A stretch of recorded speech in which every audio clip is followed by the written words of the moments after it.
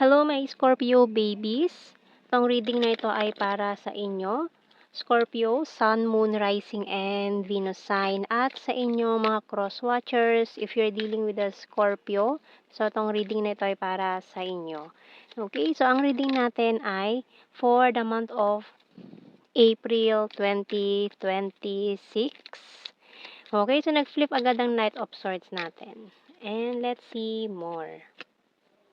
Talagang busy-busy ka ngayon, ha? Marami kang pinagkakaabalahan, naka-ano ka ngayon, in action. Talagang maraming ganap sa buhay mo ngayon, Scorpio. And let's see more. Okay.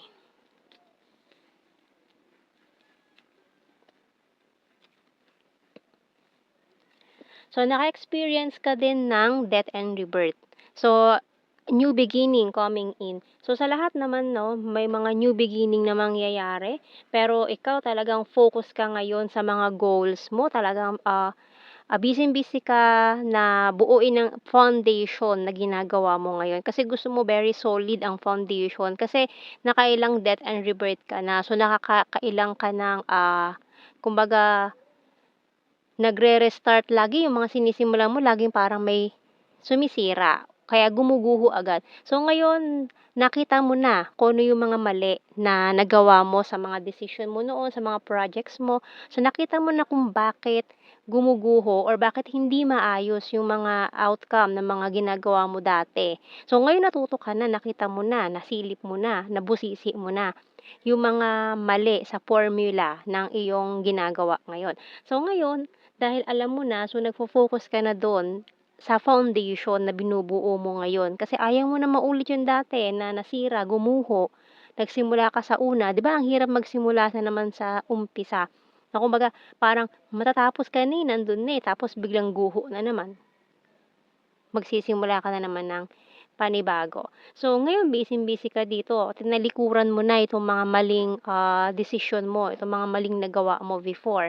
So, ngayon nagfo-focus ka na. Kasi ang bigat, ang bigat ng energy dito ng Ten of Wands natin. Kumbaga natuto ka na, alam mo na yung gagawin mo this time. Kaya naman, binitawan mo na itong mga nagpapabigat lang sa buhay mo. Okay? So, tingnan natin ang message ng Archangel sa ating mga Scorpio babies, Sun, Moon, Rising, Venus at sa inyo mga cross watchers. Okay? So, meron ka rin ngayon na a-attendan na isang parang reunion or family gathering or school reunion na mukhang a person from the past na nagkaroon ka ng feelings noon ay muli kayo magtatagpo this coming April. So we have here chakra clearing by Archangel Metatron. Call upon me to clear and open your chakras using secret geometric shapes. Okay, so ayan, very ano ka ngayon, active din ang mga senses mo ngayon. Talagang very sensitive ka sa energies na nangyayari ngayon. And meron pang another Scorpio energy dito na pinagmamasdan ka. Nakamasid itong taong to sa'yo. Maaaring parehas kayo ng zodiac sign or meron siyang strong Scorpio sa kanyang Sun, Moon, Rising, or Venus sign. So, itong taong to, nagmamasid lang siya sa'yo. Pinagmamasdan niya lahat ng bawat galaw mo. Alam mo yung para kang microorganism na pinagmamasdan niya under under sa microscope, ganyan. So, talagang bawat galaw mo pinagmamasdan niya, para kang research paper nitong taong 'to. Very curious 'tong taong 'to sa'yo, okay? So, tingnan natin sa mga signs and symbol cards natin. And meron din tayong energy dito ng mukhang ano din siya, combination ng Virgo and Scorpio. Very meticuloso itong taong 'to, 'no? Talagang very details. Talagang kahit na wala kang sinabi, pero alam niya na. Okay? Wala ka pang sinasabi pero alam na niya, gano'n. Okay, so we have here Mirror. Wow, talagang target ka nitong taong 'to, naka-focus siya sa'yo, 'no? With this mirror parang, nakatingin ka sa salamin with this person. Mukhang this person is your divine counterpart na, very soon lalapit, ayan, or magbibigay ng, love proposal. So, for some of you, itong taong 'to is a person na rin na kilala mo na noon pa man. From the past, maaaring kilala mo na noon pa, ayan. So, itong taong 'to maaaring mag-propose siya sa'yo or umamin ng feelings niya with this ring. So, matagal na kayong magkakilala 'no, nitong taong ito. Ayan 'no, talagang nag-i-spy siya sa'yo. 'No, ano parang, stalker, number one stalker mo itong taong 'to, 'no, talagang ikaw ang target niya, ikaw ang gustong-gusto nitong taong 'to. And yung magnetic pull na nararamdaman niya para sa'yo is talagang very intense lalo na't parehas kayo na may strong Scorpio placement. Talagang, para kayong dalawang magnet na nag-a-attract-an diyan 'no, kaya very strong ang energy nito or attraction na mararamdaman niyo sa isa't isa nitong person na 'to, okay. So, kaya naman parang sa una may intimidate, mukhang itong taong 'to na-intimidate siya sa lakas ng dating mo. Kasi yung unang pasok mo sa room talagang ang lakas ng dating, eh, na-intimidate itong taong 'to, kaya hindi siya lumapit agad sa'yo or maaaring siya yung person na mami-meet mo in this social gathering.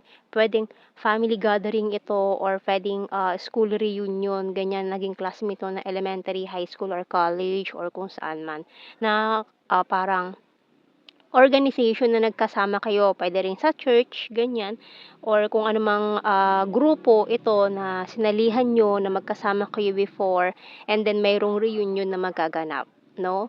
So, maaaring kung anumang organization 'yan, maaaring magkaharap kayo ulit and then very intense ang, energy parang hindi ma-explain nitong taong 'to kung ano 'yun. So, hanggang sa ayun nag-i-stalk na naman siya sa'yo. Kumbaga parang nakalimutan na niya and then nagkita ulit kayo and then bumalik yung nakaraan 'no. So, parang, itong taong ito ay very ano siya, eh, very cautious. Ayaw niya na malaman mo na interesado siya sa'yo. Kumbaga parang, secretly, ayaw niya malaman mo na gano'n siya ka-obsess sa'yo, 'no? Ayaw niyang malaman mo 'yun. Kumbaga, pagkaharap mo siya very casual, alam mo yung hindi mo mahahalata na itong taong 'to is obsessed pala sa'yo, 'no? Maaaring parehas kayo ng feeling sa isa't isa pero parehas niyo 'tong tinatago. With this mirror, para kayo nakaharap sa salamin, 'no? So, very soon 'tong taong 'to magpaparamdam sa'yo in this April, May, June, ganyan. So, kaya i-ready mo, although busy-busy ka ngayon 'no, maaaring sa una hindi mo siya mapapansin talaga kasi busy-busy ka. Kasi nga yung focus mo is nandito sa mga goals mo, sa foundation na binubuo mo kasi ayaw mo nang maulit yung mga nangyaring disaster before, okay. So, alam mo na gagawin mo Scorpio, 'yan ang reading mo for April 2026. So, thank you for watching, take care and God bless. See you in our next reading guys. Bye-bye.